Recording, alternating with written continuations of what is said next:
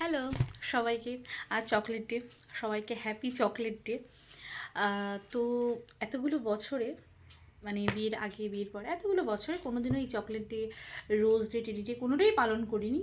যাই হোক, তো এই এই বছর কর্তামশাই তো সেদিন ছিল রোজ ডে, তো রোজ গোলাপ এনে দিয়েছে। সত্যি কথা বলতে আমার একটু হাসি পায়। তার কারণ হচ্ছে মানে হ্যাঁ, কিছু মানুষের এগুলো মনে হয় আধিক্যেতা। তো ভাই, কিছু কিছু সময় এই ছোটো ছোটো আধিক্যতাগুলো বেশ ভালো লাগে। বিশেষ করে পছন্দের মানুষের কাছ থেকে এই ছোটো ছোটো মানে এফার্টগুলো খুব ম্যাটার করে। তো যাই হোক, তো আজ তো চকলেটে কর্তামশাই চকলেট এনে দিয়েছে।